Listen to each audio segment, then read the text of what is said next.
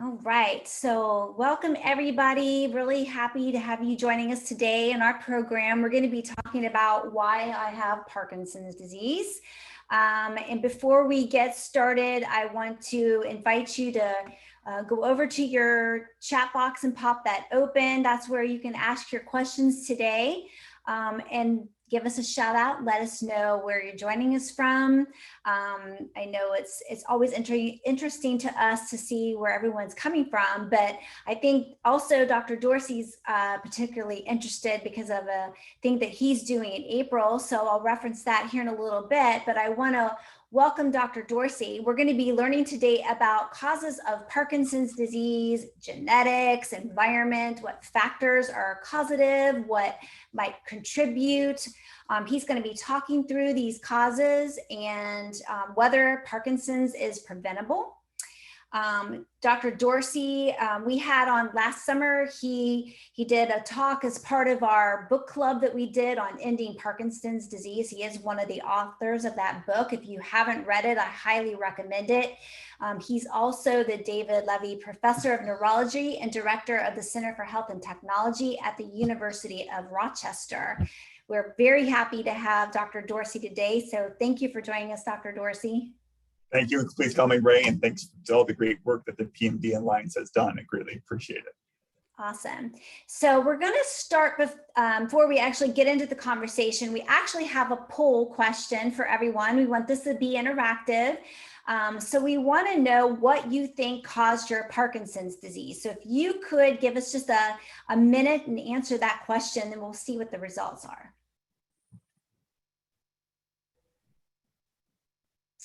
All right. It's always interesting to see what we think.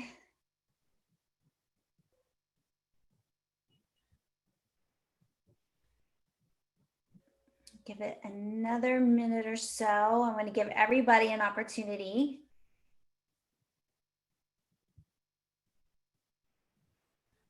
Oh, and we have people joining us from Australia. So lovely to have people from all over joining us, all over the United States. Great to have everyone. Okay, I'll give you like, I don't know, 10 more seconds to finish this out, and then we're going to look at these results. So it looks like we have about 25% genetics, 25% pesticides, a lot of other. TCE, about 4%. Very interesting. Okay, so I think what we want to start with is maybe talking about genetics. Oh, so Ray, what do you think in terms of genes playing the role in PD? Can you talk a little bit about that? Yeah, so I'm first going to say, so why do we care about what causes your Parkinson's? At one level, you may not, but I'll give you a couple of reasons. One, depending on what the cause is, that could have other health implications. So, for example, air pollution, even genetic risk factors, pesticides, and trichloroethylene are associated with other diseases, including cancer or Alzheimer's disease or other involuntary movement. So it'd be good to know what other things you might be at risk for and to have your doctor be surveying you for them. More generally, just like with COVID and HIV, if you don't know what the cause of the disease is, we're never going to prevent it. So in order to prevent a disease, you need to know what the underlying cause is for the disease. And until that happens, we see more and more cases of it. And for HIV and COVID, once we found out the causes, we were rapidly able to either change our behavior in terms of using condoms and clean needles to decrease the risk of HIV transmission, or COVID, developing a vaccine and wearing masks and physical distancing to reduce the risk of transmission. We clearly haven't done a very good job on Parkinson's disease. My guess is the other might have been led by don't know. We should have had don't know as an option. And I think that's part of the reason why the rates of Parkinson's disease are increasing, which I view as a failure of the Parkinson's community. If the rates of a disease are increasing over time, that suggests we're not doing the right thing. So what are the causes? So genetics, as you suggest, is one cause. So 120 years ago, a famous neurologist named Sir William Gowers reported on about 100 some of his patients who had Parkinson's disease, and he reported about 15% of them had a family history of the disease. And that proportion has largely remained constant over the ensuing century, where numerous studies have indicated about, somewhere between 10 and 20% of individuals with Parkinson's have a family history. So if you have a family history of disease, suggests that there might be genetic risk factors.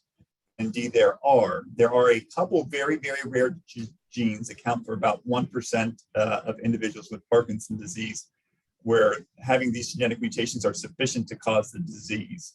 One was identified in 1987, a genetic mutation in a gene called alpha-synuclein, which caused a very rare form of Parkinson's, like less than 1 in 10,000. There are other genes called Parkin that tend to require mutations to be inherited both from your mother and your father, and those can cause Parkinson's disease, usually young onset, especially people in their 30s or 40s, or occasionally even younger. These individuals are very likely to have a genetic cause. And then there are some other genes. Some of you know about LARC2, a mutation in a gene called LARC2, common among Ashkenazi Jews and North African Arabs. Accounts for maybe 2 to 3% of individuals who carry this genetic mutation are at increased risk for disease. That said, only about 40% of people who carry that genetic mutation develop the disease. So the majority of the people with the most common genetic cause of Parkinson's don't actually ever develop Parkinson's, suggesting that other genetic or environmental factors must be responsible for triggering who develops the disease and not. And the other major genetic risk factor is called GBA, mutations in a gene called glucocerebrosidase. There'll be a spelling test on that later. And two mutations in 2 copies of the gene, one from the mom and one from the father, cause a disease called Gaucher's disease. Mutation in 1 increases your risk for Parkinson's disease. That said, 90% of people who carry that genetic mutation never developed the disease, suggesting again other genetic and environmental factors must be responsible. So is there any benefit to getting genetic testing, and what would one really even do with that information? So there are a couple of reasons to get genetic testing. One is to inform decisions for you, maybe your children, depending on your age, whether to have additional children, maybe see if there's an underlying genetic cause. So identifying the LARC2 mutation, for example, which if you have it, 50% of your offspring on average will have it as well. So that's one reason. Second is there are some therapies that are being developed that are targeting genetic subtypes of Parkinson's disease. So many of you know for cancer that there are certain treatments, for example, of breast cancer that depend on the underlying genetic changes in the breast cancer. And the thought here is that some of the Parkinson's is due to multiple different causes. Some cases, again, primarily genetic causes. And there are some drugs that are being developed for some of the genetic causes of Parkinson's disease, including LARC2 and GBA. So those are 2 reasons of why you might want to consider it. Now, that said, there are some implications. You should consider genetic counseling, and there's a study being done by the Parkinson's Foundation, of which we're part of, called PD Generation, that's looking at genetic counseling remotely and genetic risk factors for Parkinson's. All right. I've heard this saying, and I'm sure many people have had, genetics loads the gun, but environment pulls the trigger. So can you talk about that? Like, I know there's a lot of different environmental factors that you covered in the book. So can we talk about some of those and how they play together?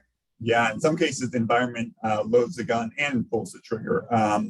Because again, the vast majority of people have no known genetic risk factor for Parkinson's disease. So Dr. Caroline Tanner at University of California, San Francisco, 20 years ago did twin studies in which she looked at rates of Parkinson's disease among identical twins versus fraternal twins. And she wanted to know what role do genetic factors play and what role do environmental factors play. If genetic factors dominate an illness, the rates of the disease among identical twins should be much higher than the rates of the disease among fraternal twins, because identical twins share essentially the same genes. And she found that the differences between identical twins and fraternal twins were relatively similar, which suggests that environmental factors are the dominant causes of Parkinson's disease, especially for people who develop the disease after age 50. which is the vast majority of people with the disease. If we go back in history, in 1817, Dr. James Parkinson described what we now call Parkinson's disease. And he described it at the height of the Industrial Revolution in its capital. And as many of you who watched The Crown or know your history, the London fog has little to do with weather and everything to do with air pollution. And I don't think it's a coincidence that the Parkinson's, the major description of Parkinson's disease, happened by an experienced physician describing 6 people with a condition that he said was new, novel, a disease that had not been classified in the medical literature before. And indeed, of those 6 people, the first person he actually described was a 50-year-old man who made his living as a gardener. And there were some naturally occurring pesticides in addition to synthetic man-made pesticides, which were developed in World War II that are linked to Parkinson's disease. In addition to air pollution, these pesticides, industrial chemicals, including trichloroethylene, which is, despite its name, is a really simple compound. It's got 6 atoms, 2 carbons, 1 hydrogen, and 3 chlorines, hence its name. Widely used in dry cleaning, used to be used to decaffeinate coffee. Anyone drank Senka in the 1970s, they were likely exposed, used in whiteout and used in degreasing. And then certain heavy metals are associated with Parkinson's.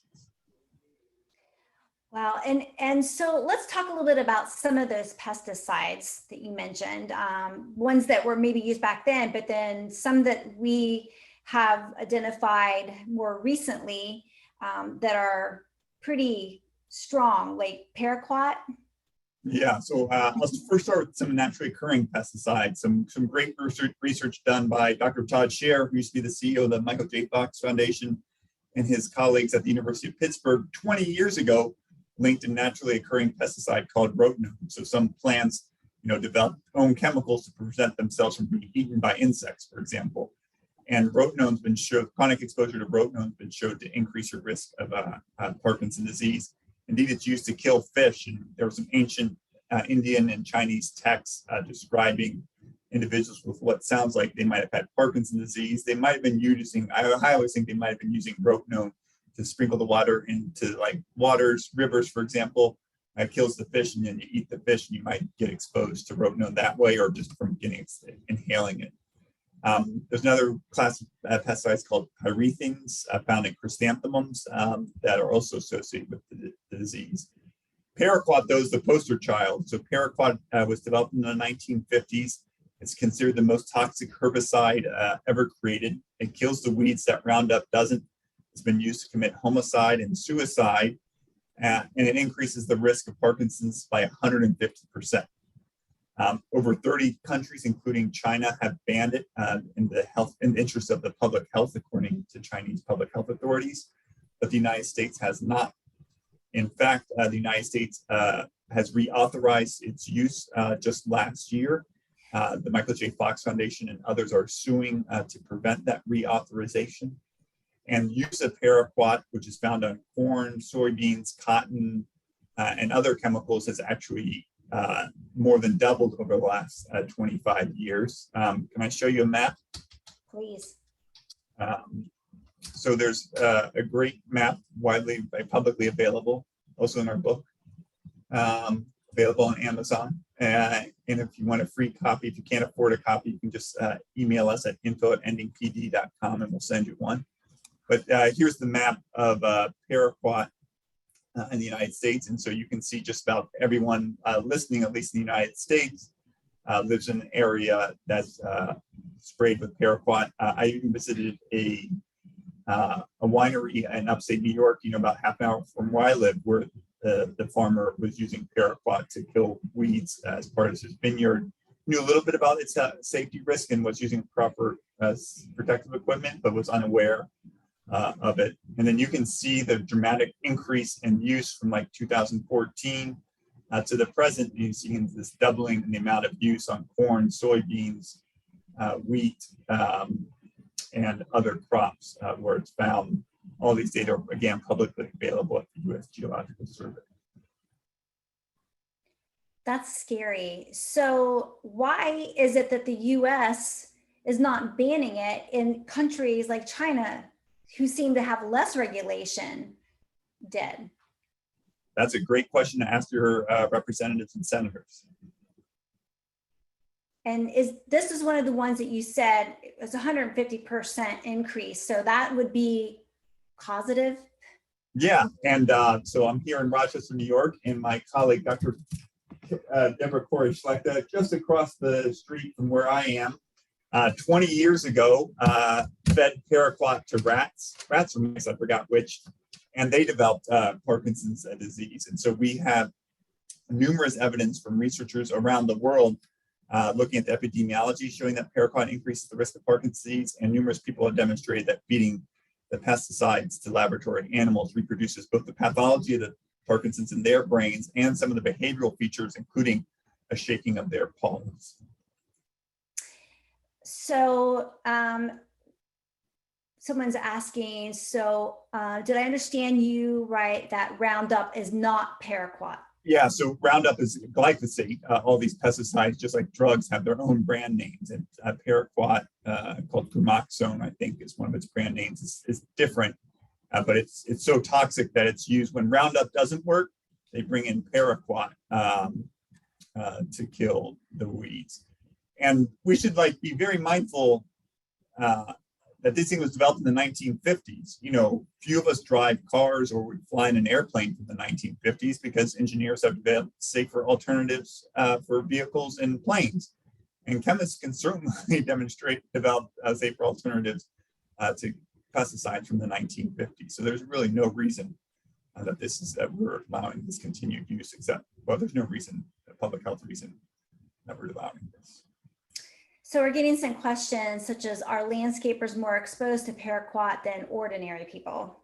So I don't, no, I'm not the world's greatest pesticide expert here, and I'm not a farmer nor am I a landscaper, but landscapers are certainly increased risk, I think, for Parkinson's. I think that's been demonstrated, and they use a lot of pesticides. Our house, one of those pesticides is a pesticide called chlorpyrifos, which was actually just banned by the United States last year. It's estimated to have cost 25 million children in New York City 17 million IQ points. I'll say that again. The United States permitted the use of a pesticide that caused 25 million children to lose, American children to lose 17 million IQ points. It's widely used on golf courses, utility poles, wooden fences, and used in people's yards. Fortunately, the EPA has banned its use. I'm not sure what date that ban takes into effect, but I would be very surprised if there aren't listeners who develop Parkinson's disease as a result of exposure to this. And it was used on, used in onions and lots of other places. And is it sprayed? It's sprayed. It's sprayed, and I spoke to one woman who used it, sprinkled it on her yard as well. And I know there's questions about Agent Orange, and we're going to get to that probably next, but I have a question. So we know that there was an association with well water, and is that from these chemicals? And I will say anecdotally, growing up in the Midwest, I learned later on in life that in our neighborhood where we had well water until I was in middle school, some of the older folks that later on down the road, 3 of them just that I know of had Parkinson's just on our street. What is going on with the well water? So I want to hear those stories. So if you have those stories, you can email me at info@endingpd.org, info@endingpd.org. I'd love to hear your stories. I just got a story from an individual in Kansas who lives in a farming community, and lots of people were developing Parkinson's disease. So up to 40 million. So water either comes from municipal water, which effective in 1970 was regulated by the Safe Drinking Water Act, or it comes from private wells. Wells is on somebody's residence, and up to 40 million Americans, 1 in 8 Americans, get their water from private wells. And those private wells tend to be in rural areas, and those rural areas tend to be in areas where pesticides are used. And those pesticides can be washed off farms and then contaminate the underlying groundwater from which wells get the water. And those wells are infrequently tested. Like, for example, they're often only tested when you buy or sell your home. And so you could have, like when you were a child, been drinking pesticide contaminated well water and never known about it, never been aware. And And it turns out people who drink well water have a 75% increased risk of developing Parkinson's disease. It's also possible, and I think possibly likely, that individuals who drink well water may also have ambient atmospheric exposure to pesticides and be living near where pesticides are and breathing in pesticides. Almost all these environmental risk factors, air pollution, pesticides, and industrial chemicals, are inhaled. As many of you and your listeners know, one of the earliest symptoms of Parkinson's disease is loss of smell, which can happen years or decades before people develop the tremor. And indeed, if you look at the brains of people with Parkinson's disease, where you find the pathology of Parkinson's disease isn't first in the movement centers of the brain, it's actually in the smell centers of the brain. 95% of people with Parkinson's disease have pathology in the smell centers right behind, right about here, above your nose, suggesting that, as proposed by a German pathologist, Heiko Grach, that Parkinson's disease might be caused by external pathogens, in this case, pesticides, industrial chemicals, air pollution, heavy metals, all inhaled through the nose.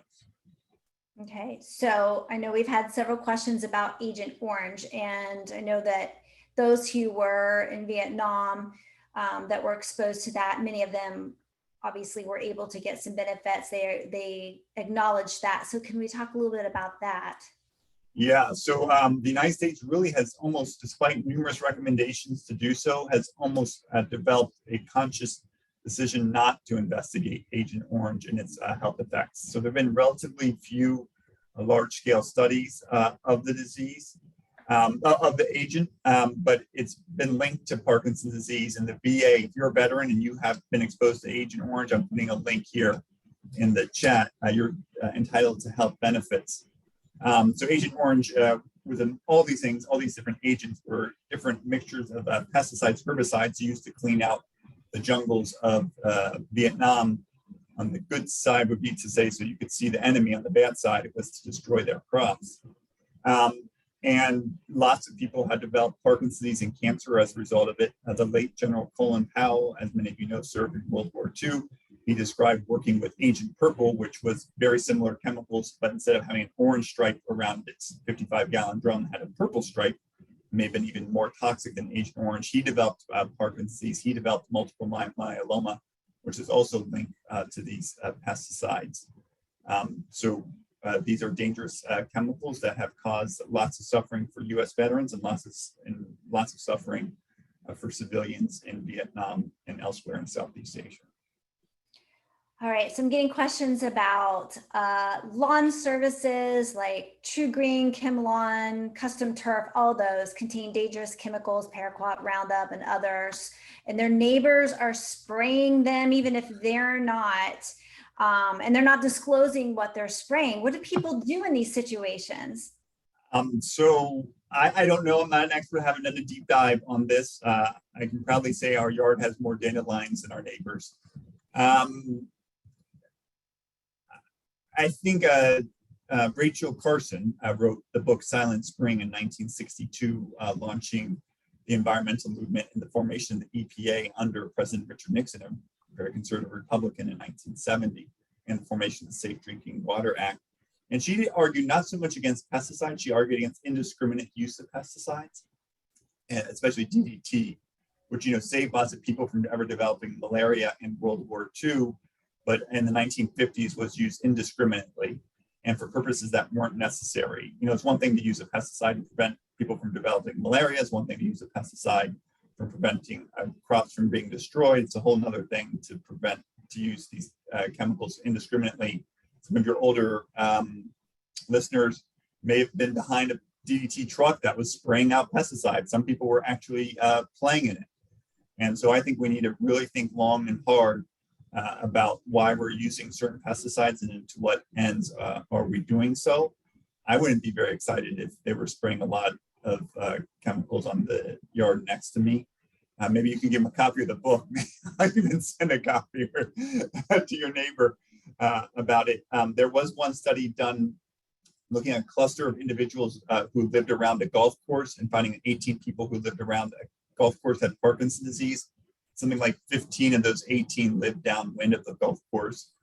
Robin Williams, I think, grew up on a golf course, grew up right next to a golf course, later developed diffuse Lewy body disease, a closely related to Parkinson's disease.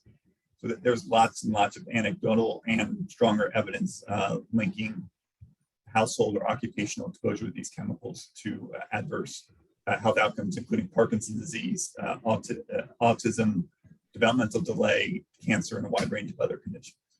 That's great. All right, and we're getting questions related to that. So the DDT, if it was sprayed as a child, we have mosquitoes in Florida where I'm at, and there will be times where they'll come through the neighborhoods and just spray stuff. Like, I have no idea what they're spraying. And then there's a person who asked about the chrysanthemums. So they're using those now, the flowers, as an anti-mosquito spray. I would be concerned if people were spraying pesticides in my area.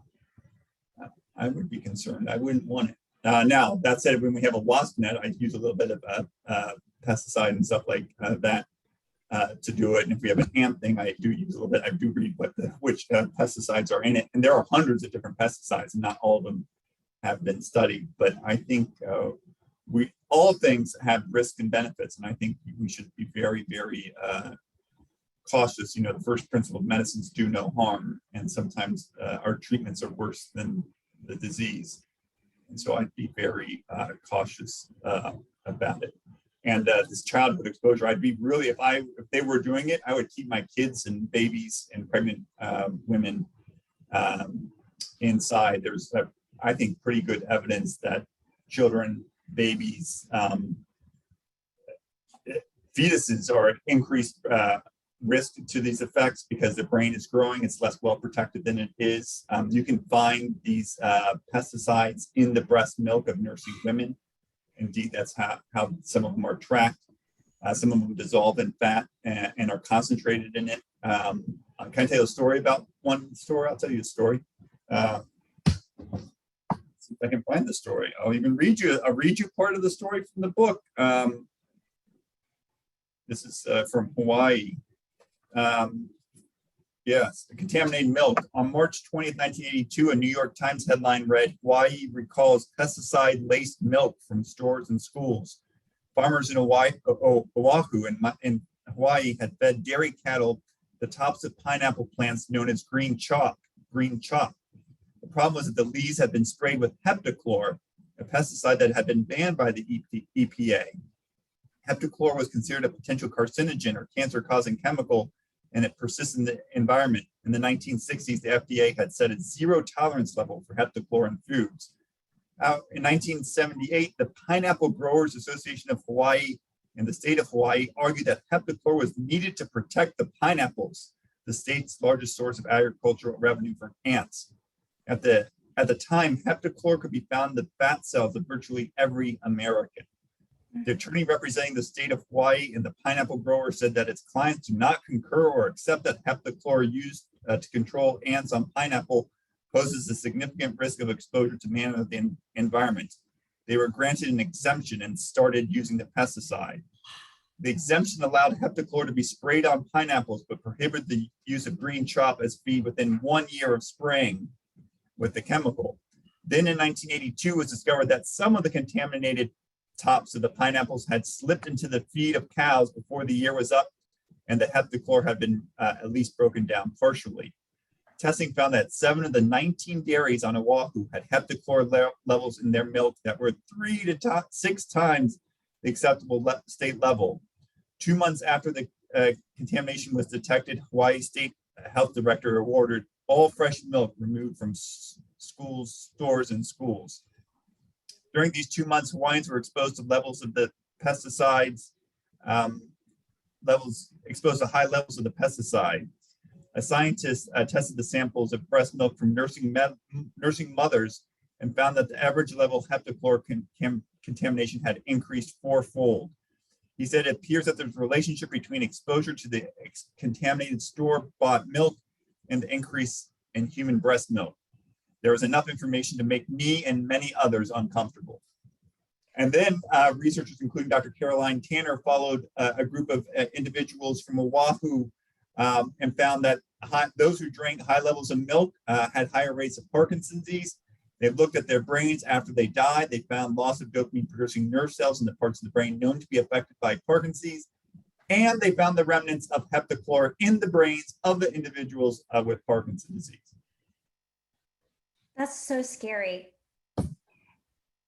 And really, like, as just an individual, you have very little control over some of these things that you're exposed to.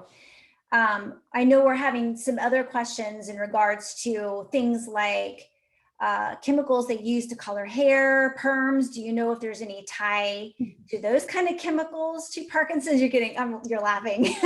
Well, look at my hair. I mean, you're talking to the guy who knows less about hair than anyone out there. So I don't know about those chemicals. And again, I look at this through the lens of Parkinson's disease. I'm not looking at the other health effects, other things, especially cancer, that are linked to them. So I'm really not well versed in that. So I'll leave that one for someone who's more knowledgeable and spends more time thinking about hair. No worries. And I know you mentioned heavy metals. So which heavy metals are we talking about? So there we have some evidence. So manganese. So for example, lots of research linking manganese exposure from welding to Parkinson's or Parkinson's-like disease. And so manganese is widely used by welders. And again, the fumes are inhaled. Many times welders aren't given sufficient protective equipment to protect themselves. In addition, I think more generally beyond welders is, well, I'll say one more story on manganese. It turns out, so like Pope John Paul II, has Parkinson's, had Parkinson's disease, as many people know. So I was like curious, why Pope John Paul II, get Parkinson's disease? He was unlikely to be spending a lot of time on farms. And it turned out that, he's Polish, and in World War II, Germany occupied Poland, and he was put to work in a chemical factory. And one of his jobs was mining stone. That stone had high levels of manganese in it. So I wonder if Pope John Paul II developed his Parkinson's disease from exposure to manganese from a quarry where he worked in Poland during German occupation in World War II.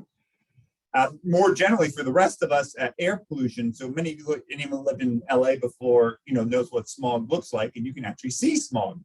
And so what are you seeing when you see smog is particulate matter, so little pieces of soot and dirt that are in there. And the larger pieces of that soot and dirt are either captured in our nose hairs, and then we sneeze it out, caught in our throats, and then we cough it out.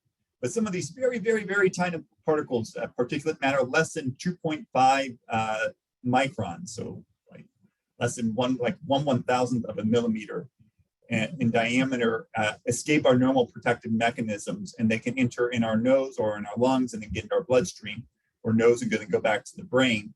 Hitchhiking on these tiny little particles are heavy metals, lead from leaded gasoline, hence the reason why we banned leaded gasoline, I think in the 1970s, iron from brakes, and platinum from catalytic converters. And so we know individuals with Parkinson's disease have higher concentrations of metal in their brain, including iron. And so I would be concerned about exposure to air pollution. Now, these studies are really, really difficult to do because, what are you going to do? You're going to randomize people to get air pollution and randomize people not to get air pollution, and then you're going to follow them for 70 years. Almost impossible to do, or impossible to do. So you have to do the studies where you look at people in different cities and look at the rates of Parkinson's disease, or follow people for periods of time. But then that in Alzheimer's disease and found to increase risks, but really hard to do some of these studies. But just because you can't do a study and just because you don't have proof of something doesn't mean it's not true. So just like because you don't have a proof that your kids were out late night with partying and carousing with their friends doesn't mean they weren't out late night partying and carousing with their friends. You can use other means to make judgments about whether things are likely to be influencing the rates of Parkinson's or not. And if you look globally, areas of the world that are most industrialized have the highest rates of Parkinson's disease, think the US and Canada. Areas that are least industrialized, think Sub-Saharan Africa have the lowest rates of disease. And areas of the world undergoing rapid industrialization like China and India have the increasing rates of disease. Air pollution tracks very nicely along all those dimensions. So we have all these exposures that are a lot of times outside of our control. Is there anything that we can do to help?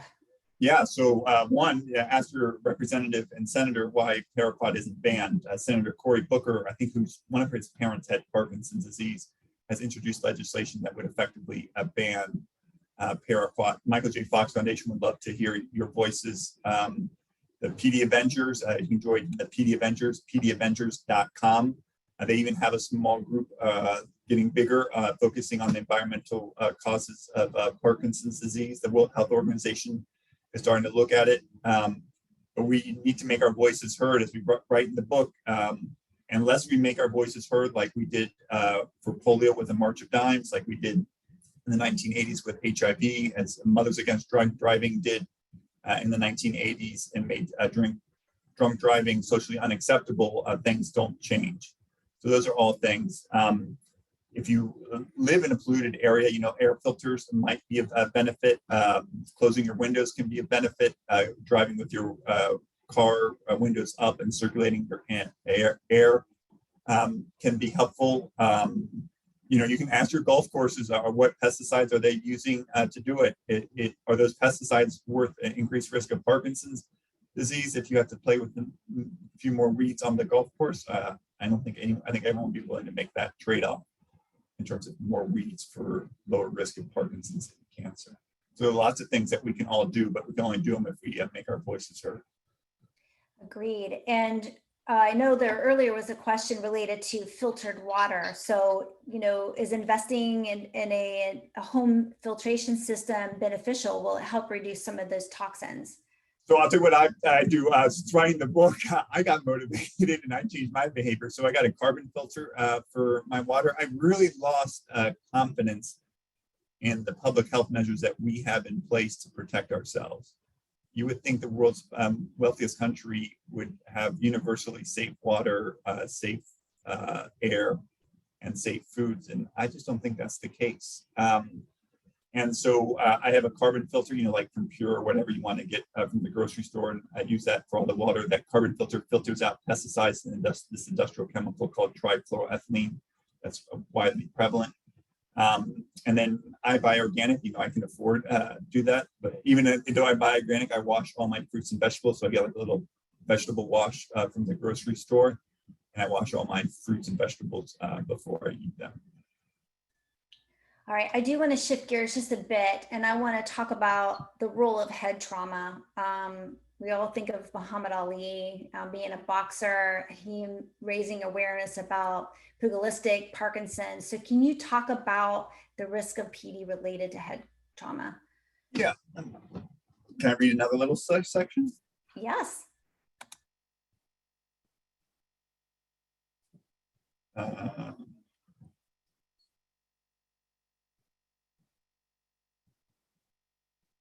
Let's start about Muhammad Ali. For most of his life, Muhammad Ali raised our consciousness.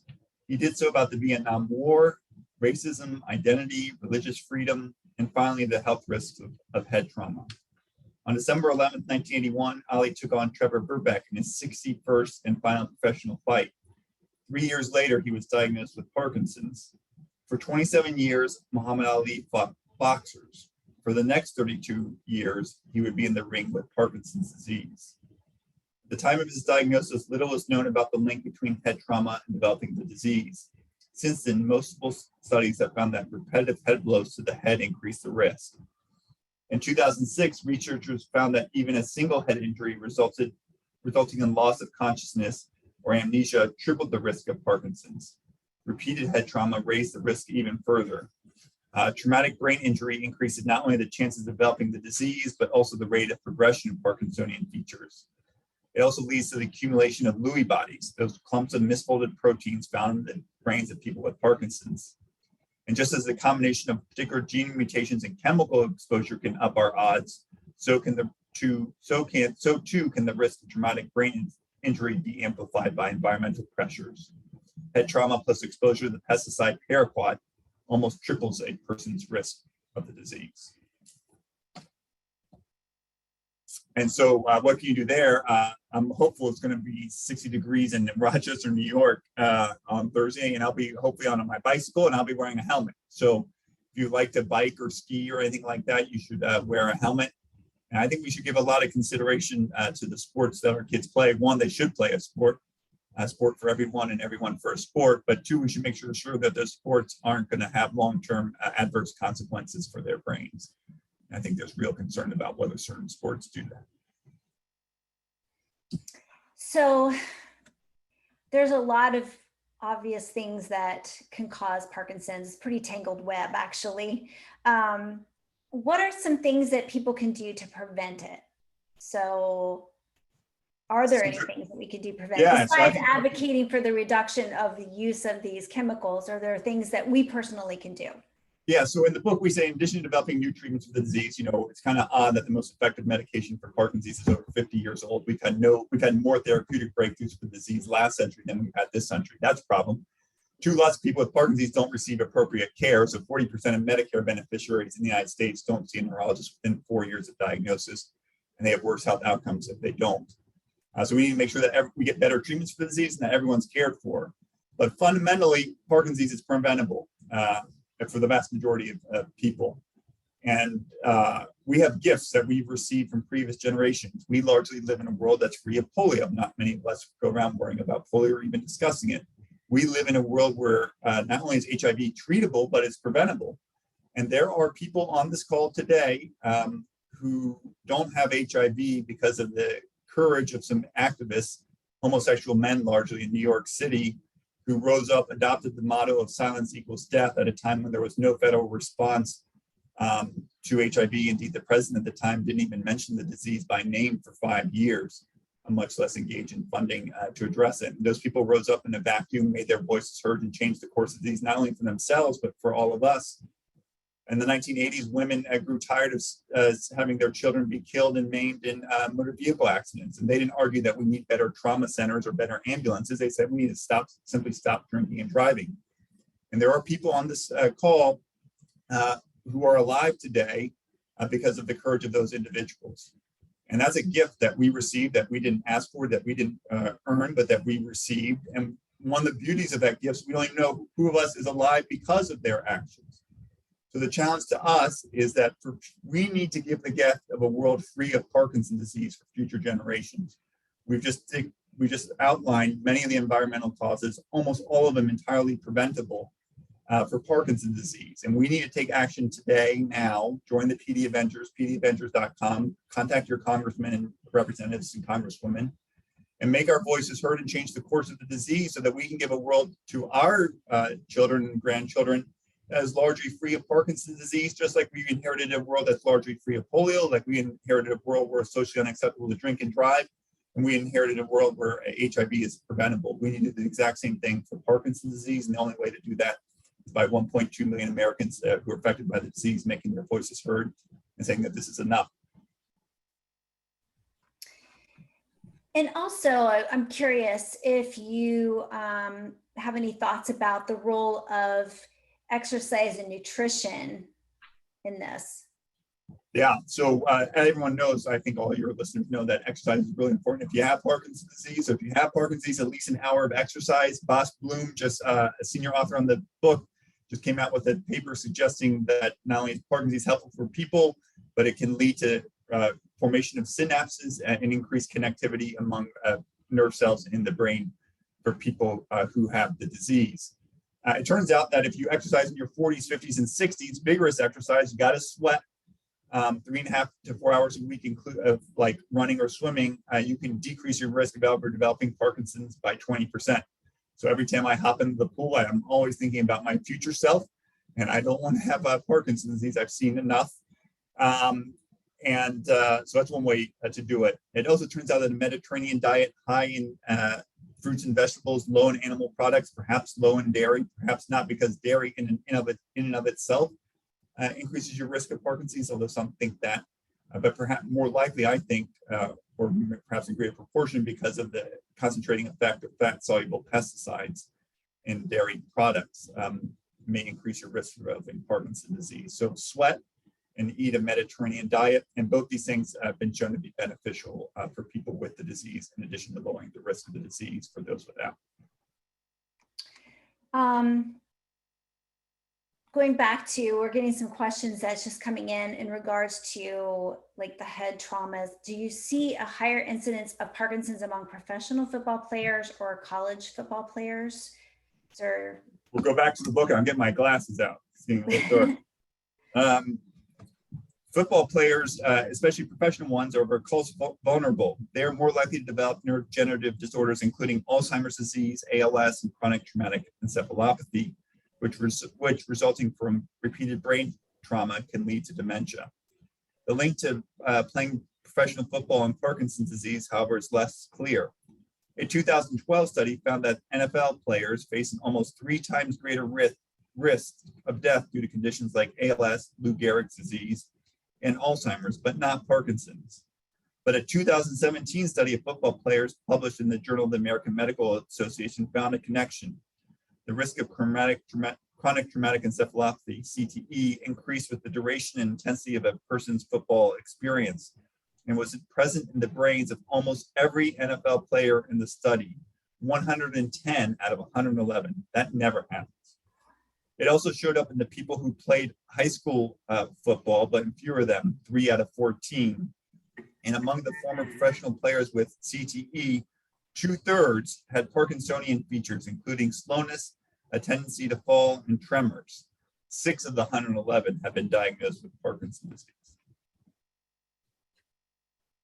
Wow. So in relationship to chemicals, this is an interesting question because I know people who have Parkinson's, some people are very sensitive to anesthesia and don't do well with it. But is there any correlation between anesthesia causing Parkinson's? Well, there used to be an anesthetic called trichloroethylene, that very simple 6-atom molecule that used to be as an anesthetic in the 1970s until the FDA banned it. It was largely used on pregnant women for childbirth. So probably not even a necessary indication, going back to indiscriminate use of chemicals and doing no harm. So I don't know if there are current anesthetics, to my knowledge, that are linked to Parkinson's. I'm not aware of any. Now, people who are getting anesthesia oftentimes are sick, right? They're getting it because, they're getting a valve replaced or something like that. And so we know, especially for cardiac surgery, that during cardiac surgery, either their little clots are thrown off to the brain or there's changes in blood flow into the brain, and those could be harmful. And they may unmask Parkinson's disease, for example. So many people say, I got diagnosed with Parkinson's when I was in the hospital, for example. And so as people know, the disease is latent. It's prevalent in people for years before it's actually diagnosed. And so getting sick or having anesthesia, or I wouldn't say anesthesia by itself, but getting sick and getting anesthesia might unmask covert Parkinson's disease. Then I think my next question might be similar. So, you talked about head trauma association with developing Parkinson's. How about emotional trauma related to a stressful event? There, to my knowledge, there aren't great studies. Now, I said that Parkinson's, just like cancer, is occult. It's hidden for years before it's diagnosed. Indeed, if you look at the brains of older adults who don't have Parkinson's, you many times find Lewy bodies in those individuals, and they maybe just have not had sufficient number of Lewy bodies or sufficient number of loss of nerve cells to produce the disease. Now, stress from whatever cause could unmask diseases that were previously controlled, contained by our immune system, for example, that then become unmasked due to physical or mental trauma. So I know that the book mentions and Bas Bloem talks a lot about Parkinson's pandemic. Parkinson's is a pandemic, and this all came out during the pandemic. And that some people that developed COVID, or many people actually lost their sense of smell and had some weird neurological symptoms. What do you think in terms of there being any correlation to people developing Parkinson's? Is there any indication now that that's going to potentially be a cause? So I think it remains to be determined. It's worth being studied. We know from the influenza pandemic in 1918, there was another illness, unclear if it's influenza virus or related to it, called a sleeping sickness, that then later developed individuals affected with a sleeping sickness developed Parkinsonism. Those of you who've seen the movie Awakenings with Robert De Niro and Robin Williams saw these individuals who developed Parkinsonism at a young age, sometimes, as teenagers in their 20s. And they were part of the individuals who first were exposed to levodopa, which led to these awakenings in these individuals who had severe Parkinsonism. So there's evidence that certain viruses can contribute to Parkinson's. Whether COVID can, it's a few case reports of acute COVID. I think that to me is unsuspicious because we know it takes years for these dopamine-producing nerve cells to die off. And it would be hard to imagine that COVID causing 50% loss of your dopamine-producing nerve cells in a very short period of time. Long-term consequences worth studying. But let's be clear that everyone listening here has Parkinson's not because of COVID. And we know what the environmental causes and genetic causes are for the vast majority of people with Parkinson's, or at least I think we have a good sense for some of them. And it's not COVID. So COVID could contribute to an incremental increase, but let's not be thinking that treatment of long COVID is going to be the reason that we come up with better effective treatments for the 1.2 million Americans who already have Parkinson's today. So I want to be sure that we covered all of the chemicals that are associated with Parkinson's, because I believe we're going to do another poll. So is there anything that we haven't talked about yet that you want to make sure we cover? Yeah, so this trichloroethylene, I knew nothing about trichloroethylene. I did all this organic chemistry and I had no idea about this thing, but this is a bad boy. So up to 10 million Americans worked with trichloroethylene. It was in whiteout, in painting, in solvents, paint removers, gun cleaners, carpet cleaners, Sanka, Silicon Valley contaminates up to 30% of groundwater in the United States. In dry cleaning, found that home apartment buildings above dry cleaners had high levels of trichloroethylene and another chemical called perchloroethylene in their indoor air. Again, just like the people who are drinking well water, no idea that they're breathing it in. The TCE dissolves in fat, is found in the butter in the refrigerator of the people who have apartments above the dry cleaner. So they're eating TCE laden trichloroethylene. And then 10 million Americans work with the chemical largely in degreasing capacities, metal gauges, vapor degreasing, painting, consumer electronics, jet engines, rocket scientists, the list goes military, the list goes on and on. Over half of the most toxic Superfund sites in the United States are contaminated with trichloroethylene. The state of Michigan alone has over 1,000 sites contaminated with trichloroethylene. I live 15 minutes from a TC contaminated site in the nice suburb of Rochester, New York, where lots of doctors hang out. We're investigating a cluster of Parkinson's disease among a cohort of attorneys who work next to a former dry cleaner that at a site that's known to be contaminated with trichloroethylene, perchloroethylene.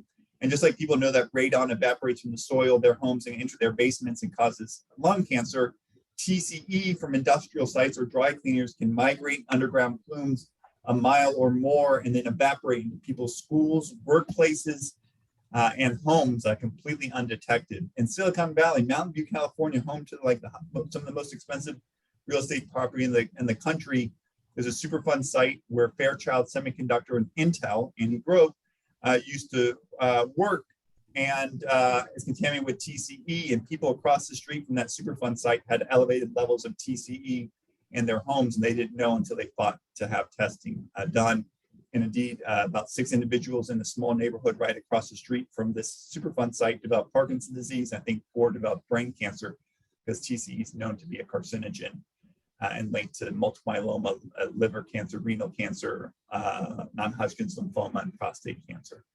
So I think that's, if you ask me, among people who don't live in rural areas, I think the most common cause of Parkinson's in the US is probably trichloroethylene. And I didn't know anything about it until I wrote this book, and few of my colleagues would agree with me, and few of them are even aware of it. But I think it's a big story, and I'd love to hear from people. Again, info@endingpd.org if you worked with it or have some stories to tell me, or disagree. I'm delighted to be told I'm wrong. Awesome. So we covered a lot, and I did have one question I had saved for earlier. I just was curious.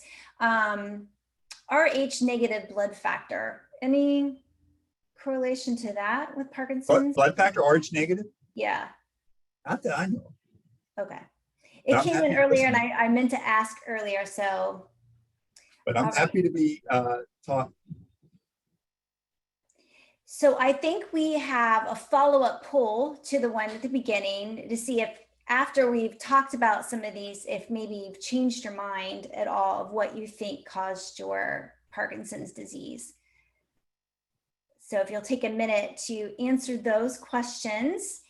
And also while you're doing that, I think that there was something that you had shared with me, Ray, that you are doing for Parkinson's Awareness Month, which is in April, something about a listening tour. Yeah, so Parkinson's Awareness Month is next month. There's a Unity Walk in New York City. So if you live in the New York area, participate in the Unity Walk April 23rd in New York City.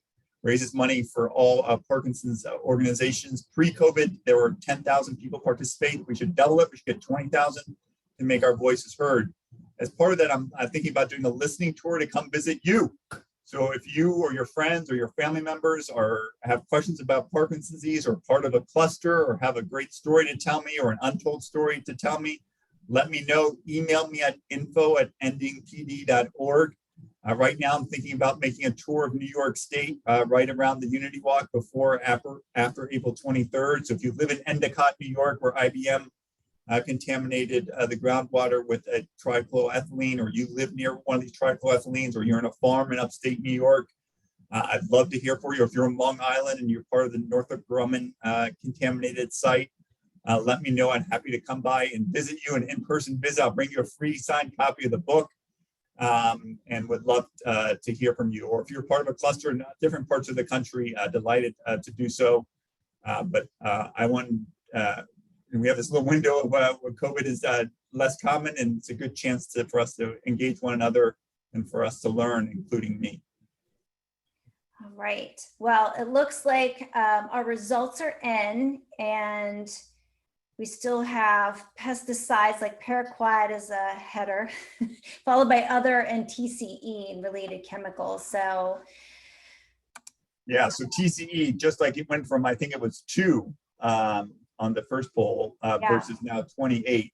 So that's 28 people got a story to tell me, because no one knows about this, and it increases your risk for cancer. So you should get appropriate cancer screening. So email me at info@endingpd.org, and I'd be delighted to hear your story, put you on the listening tour. And if you can't afford a copy of the book, we're happy to send you one for free. info@endingpd.org. Just let me know your mailing address. And if you can afford one, buy one on Amazon, whatever your favorite bookstore. All the authors are doing our efforts to end Parkinson's disease. We're using it to using our funds to investigate a cluster of Parkinson's and our Red Letter campaign. wonderful. Someone just purchased your book, they said. Thank you. So you are making a difference. And we had a question, are you going to move now that you know what you know from writing this book? Am I going to move? Yes. No, but I've looked at fun. so it turns out there's a dry cleaner 10 minutes from my house that was contaminated with TCE. And so people in the neighborhood where I used to live, right near where I used to live, were there. No, I live in it's bad. I used to live near an apartment building above a dry cleaner. So in Philadelphia, many people live in major cities have lived in buildings with a dry cleaner. So I actually called that dry cleaner where I used to live and asked them if they did it. Fortunately, that dry cleaner didn't do the actual dry cleaning on site. It was basically just a storefront, and they sent their dry cleaning to be done off site.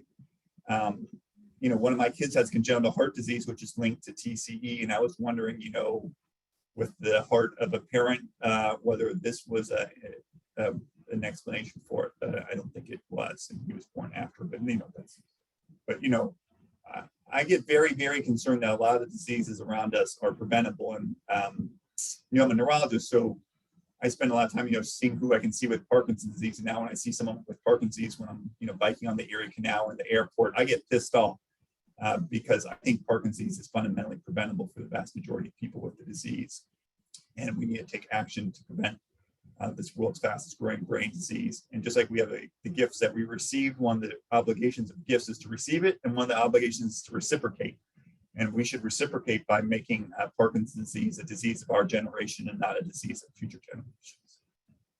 Thank you. And there are things we can do, like you said, reaching out through info@endingpd.org, talking to your congressman, and, being a voice. So there is something that we do, and I want to thank you so much for being a part of this very important conversation. I don't think we can talk about this near enough, but we all want to thank you. And we have a tradition at PMD Alliance with our speakers, and that's giving you the wave of gratitude. We just are so thankful that you took the time to share your expertise and all this knowledge and ways that we can be a voice. Share your stories with him through that website if you have them. I'm going to share mine about the well water. So thank you for that participation from everyone today. And thank you, Dr. Dorsey. We're going to give you the wave, and thank you so much for your time and your expertise, and hope everybody enjoyed it and have a great day. Thank you very much. Thanks to all. info@endingpd.org. Look forward to hearing from all of you. Absolutely. Thank you.